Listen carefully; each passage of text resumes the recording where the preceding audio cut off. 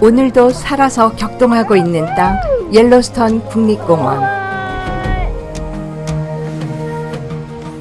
분화구 화도에서 미처 분출되지 못한 마그마로 형성된 화성한 기둥 데빌스 타워. 4명의 위대한 대통령 조각상이 있는 마운틴 러시모어. 무지개 빛깔의 신비로운 대평원 황무지 배드랜드 국립공원. 와이오밍주 로키에서 사우스 다코타주 대평원까지 놀라운 전경을 보기 위해 오늘도 출발합니다.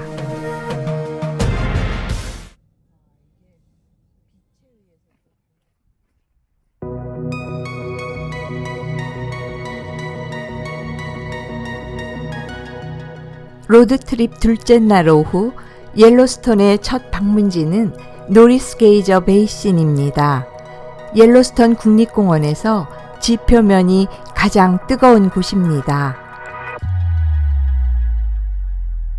뜨거운 온천수와 규소 성분의 화학작용으로 지표면이 우윳빛을 띠는 독특한 분지입니다.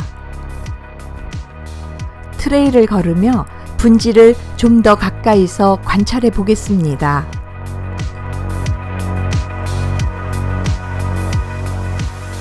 온천수의 산도가 매우 높고 온도는 물이 끓는 비등점을 넘고 있어서 실수로 이 트레일을 넘어가지 않게 조심해야 합니다.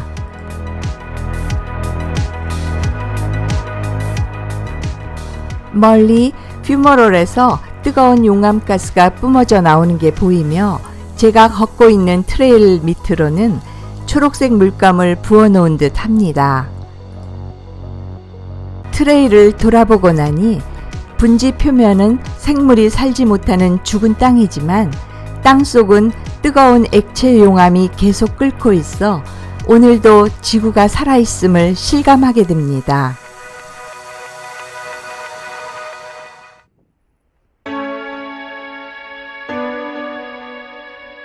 해가 떨어지기 전에 서둘러 두 번째 방문지 옐로스톤 내의 그랜드 캐년에 왔습니다. 옐로스톤 그랜드 캐년에는 2개의 폭포가 있는데 이 폭포는 하류에 있는 로우 펄스입니다. 미국 로키산에서 가장 큰 규모의 폭포로 높이가 나이아가라 폭포의 2배가 되는 94m입니다. 폭포의 물이 북동쪽으로 흘러가면서 만들어낸 장엄한 그랜드 캐년입니다. 60만 년 전 화산의 폭발로 흘러내린 용암을 옐로스톤 강물이 깎아 만든 대작품 그랜드 캐년. 누런 색깔의 암석들을 보니 이곳 지명이 왜 옐로스톤인지 이해가 되네요.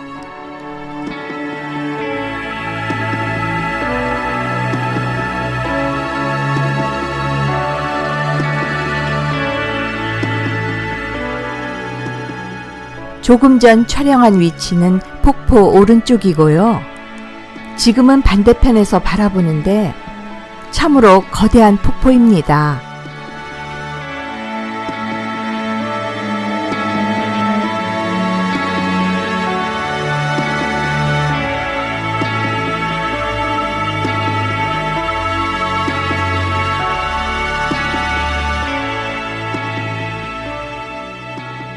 이틀간 달려온 보람을 느끼면서 내일의 본격적인 옐로스톤 국립공원 투어가 정말 많이 기대됩니다.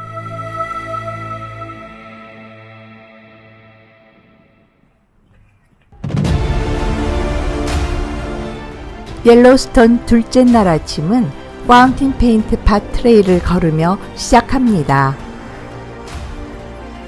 염산과 같은 성분의 물에 진흙이 녹아 끓고 있습니다. 땅속 또한 펄펄 끓는 용암 때문에 발생된 가스가 퓨머롤을 통해 나오고 있네요. 지구가 살아 움직이고 있음을 어제에 이어 오늘도 실감합니다.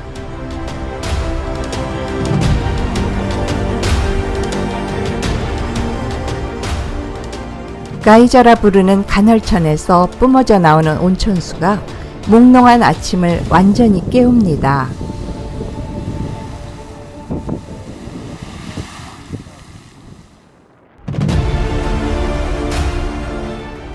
자동차로 5분 남쪽으로 내려와 미드웨이 가이저 베이신 트레일에 왔습니다.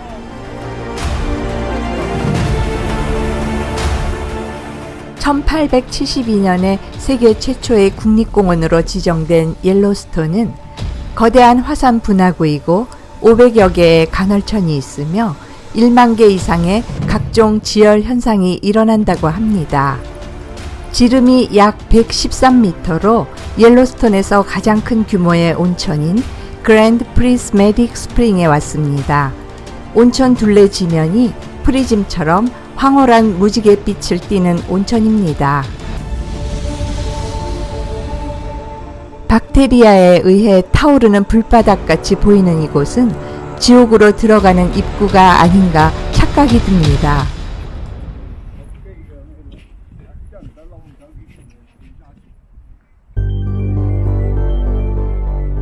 차로 30분 더 남쪽으로 내려와 캐슬 가이저에 왔습니다.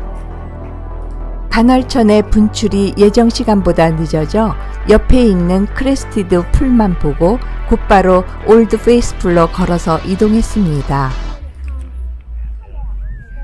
옐로스톤 국립공원의 랜드마크 올드 페이스풀 간헐천에서 온천수가 힘차게 분출되기 시작합니다.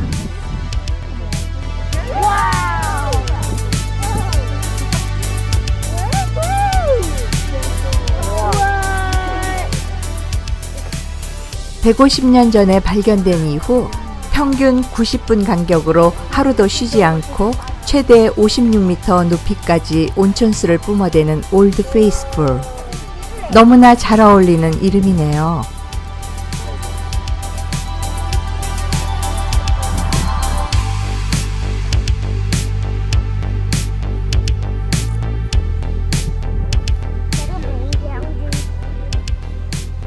약 4분 정도 지나니까 물줄기의 힘이 약해지기 시작하고 수증기만 뿜어져 나오네요.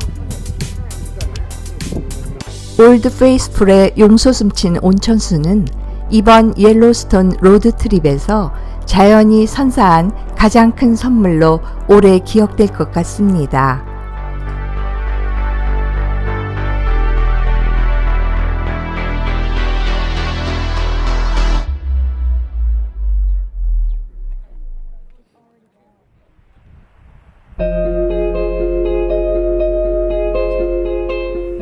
올드 페이스풀에서 옐로스톤의 진수를 맛보고 동쪽으로 30분 자동차로 이동해 도착한 이곳은 웨스트 섬 가이저 베이신 트레일입니다.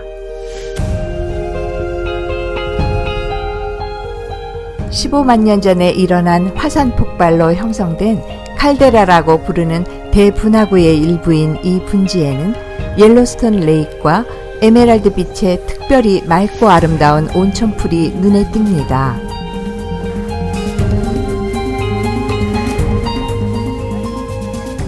들어와 온천욕을 하라고 유혹할 만큼 아름답지만 죽음의 지옥인 것을 알기에 냉정히 거절합니다.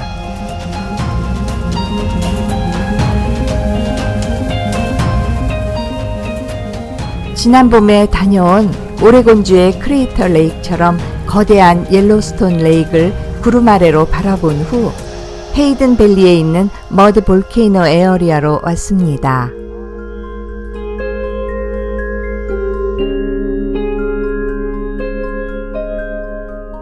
이곳 이름처럼 용의 입에서 증기와 가스가 나오는 걸 보니 지금까지 본 온천들과는 다르게 어둡고 두려워지네요.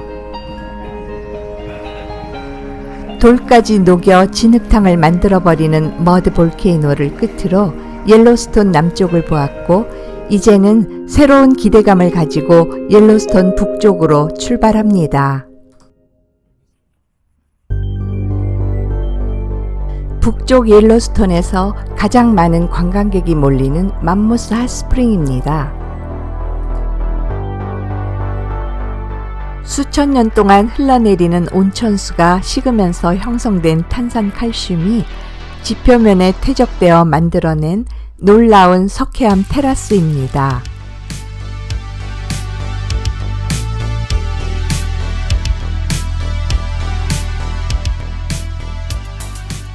핫스프링 정상에서부터 밑으로 걸어보기 위해 메인 테라스 옆 주차장으로 올라왔습니다. 메인 테라스의 오른쪽을 먼저 가보도록 하겠습니다.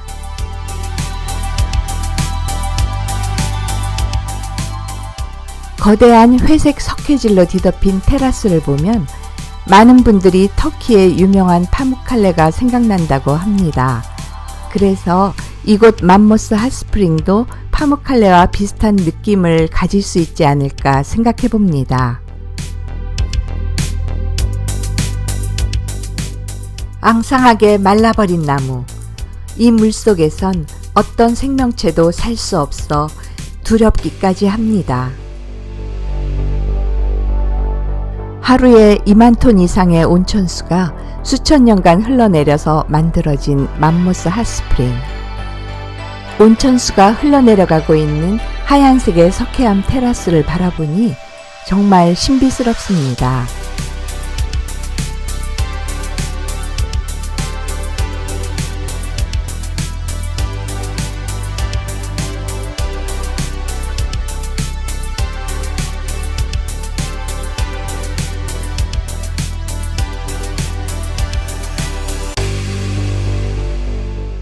다시 전망대로 올라와 거대한 규모의 메인 테라스를 바라보고 왼쪽의 로우 테라스 에어리어 방향으로 내려갑니다.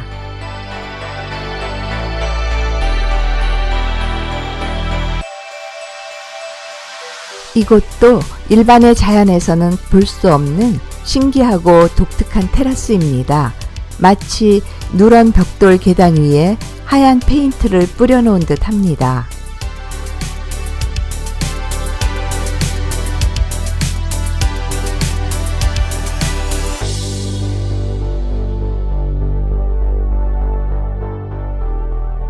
오늘의 방문을 오래 기억하라는 듯 마지막까지 특이한 어퍼 테라스 에어리아의 오렌지 스프링 마운드를 보며 옐로스톤 여행을 마칩니다.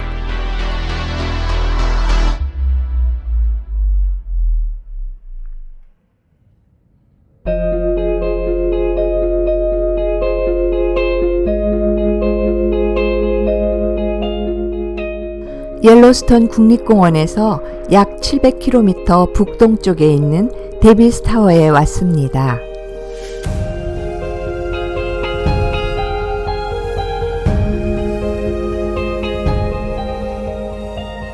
데빌스 타워는 옐로스톤과 함께 와이오밍주의 유명 관광지입니다. 동쪽에는 사우스 다코타주를, 북쪽으로는 몬타나주를 바로 이웃하고 있습니다. 데빌스 타워는 1906년 루즈벨트 대통령에 의해 미국 최초의 국가기념물로 지정됐으며 미국 국립공원 애니얼 패스를 가지고 있으면 입장료를 따로 내지 않습니다.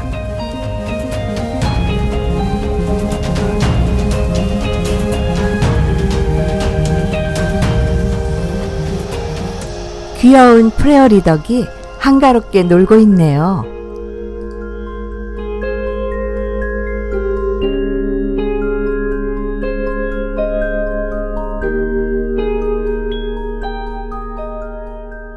주차를 하고 바라보는 데빌스 타워는 마그마가 식어서 형성된 거대한 화성암 기둥으로 높이가 260m입니다.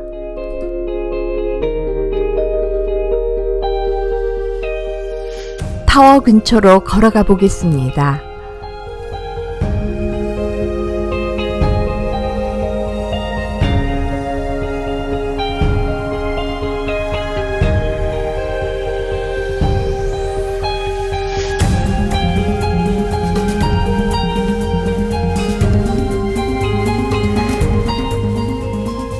지질학자들은 데빌스 타워가 약 6천만 년 전 화산 폭발에 의해 생겨난 것으로 추측하고 있습니다. 화산 폭발 시 화도라고 불리는 마그마 분출길에서 미처 분출되지 못한 마그마가 화도 모양대로 식어버렸다고 합니다. 그 후 5천만 년에 걸친 침식작용으로 마그마를 감싸고 있던 퇴적층이 떨어져 나가고 마그마 기둥만 드러나 현재와 같은 장관을 연출하고 있습니다.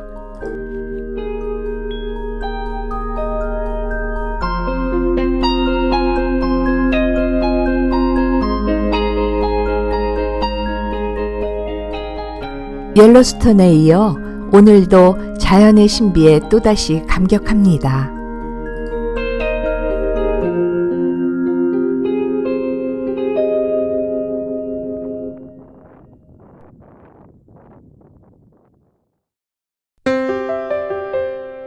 네 명의 위대한 미국 대통령의 조각상이 있는 사우스다코타주의 러시모아산 국립기념공원으로 이동하고 있습니다.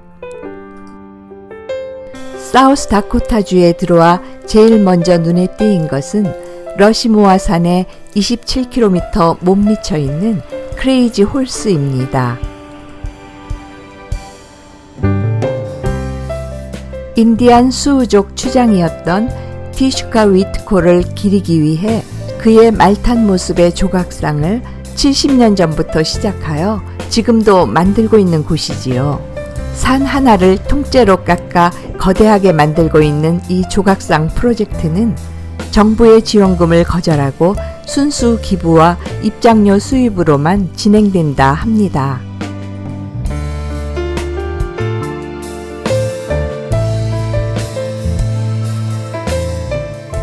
미국 원주민의 자존심과 긍지에 감동하며 오늘의 목적지 러시모아산 국립기념공원으로 들어가고 있습니다. 러시모아산은 로키 산맥의 지류인 블랙힐스에 솟아있는 1707m 높이의 화강암 산입니다. 들어가는 중에 미국의 초대 대통령 조지 워싱턴의 조각상 옆모습이 먼저 보입니다. 얼굴 높이가 6층 건물 높이인 18m라고 하네요.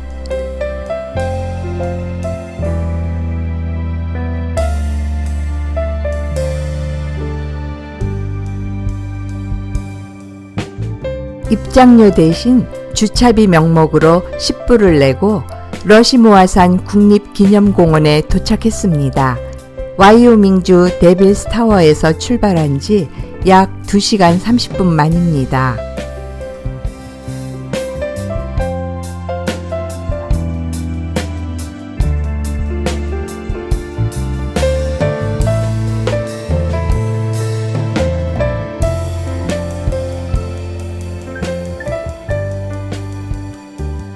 (1927년에) 착공한 후 14년 만에 완공된 4명의 위대한 미국 대통령 조각상을 바라보고 있습니다.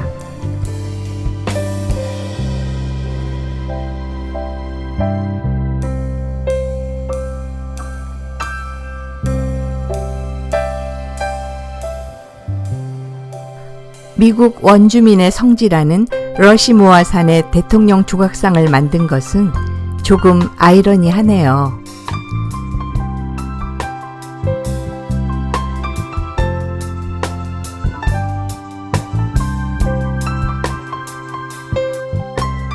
관광 산업을 활성화시킬 목적으로 만들어진 이 공원은 연간 300만 명이 방문하는 관광 명소라고 합니다.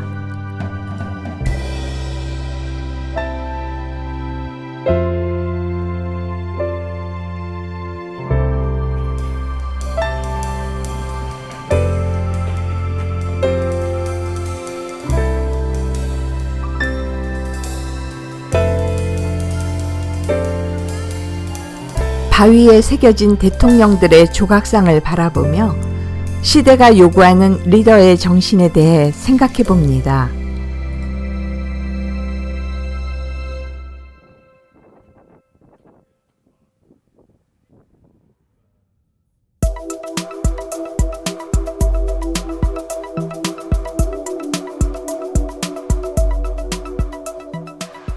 사우스다코타주의 배드랜드 국립공원입니다.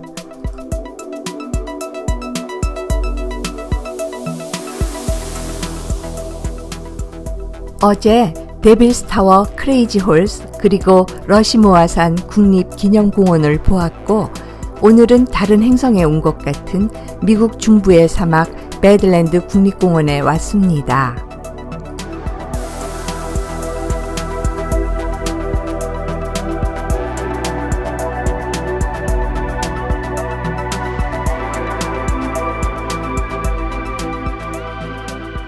지난밤 러시모아산 근처 래피드시티의 한 호텔에서 피로를 풀고 아침 9시경 이곳에 도착했습니다.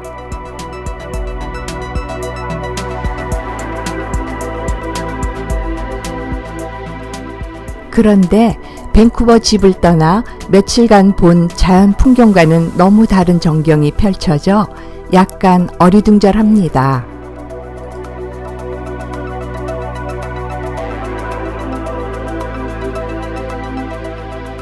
분명 사우스 다코타주 배들랜드 국립공원인데 캘리포니아주 남쪽이나 아리조나주 또는 유타주의 한 사막에 있는 듯 합니다.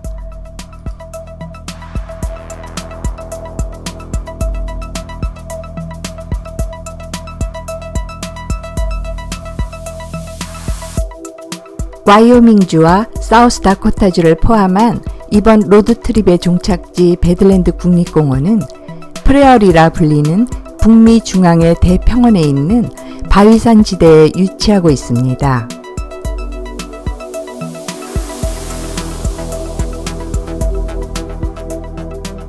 황무지를 뜻하는 원주민말 마코시카의 영어 의미인 배들랜드. 그 이름처럼 이곳에서는 생물이 살기에 적합한 땅이 아닌 것 같네요.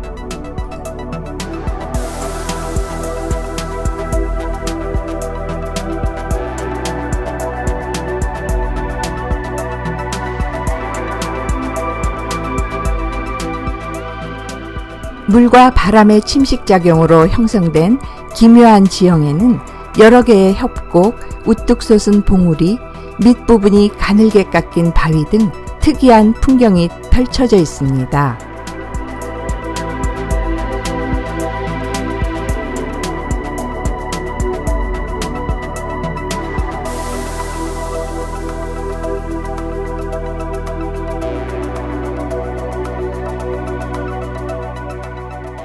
배들랜드 국립공원 분지는 일반적인 사막과 달리 옅은 분홍색의 띠를 두른 바위산과 노란색의 둔덕을 보게 되는데 아름답기도 하고 참으로 신기하기도 합니다.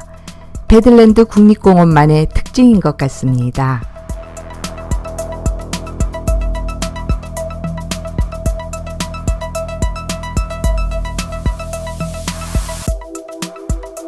분지 안으로 운전에 들어갑니다.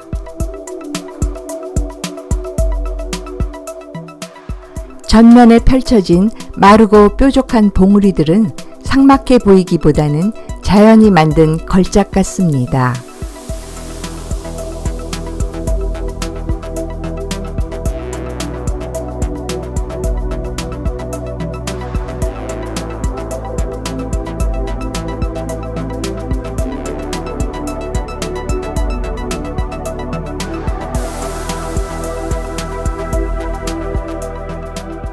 특별히 이 노란색의 둔덕은 영롱한 무지개가 살짝 내려앉은 듯 정말 아름답네요.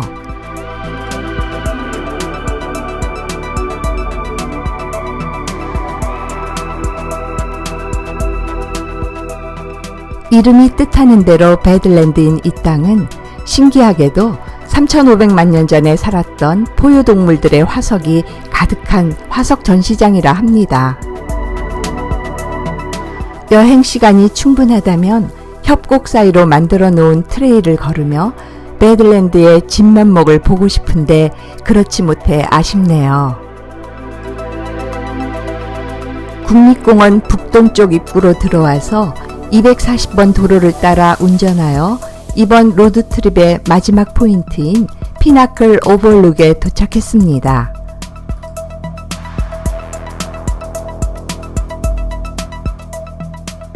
신비하고 아름다운 풍경을 가슴에 담으며 이번 로드트립을 마무리합니다.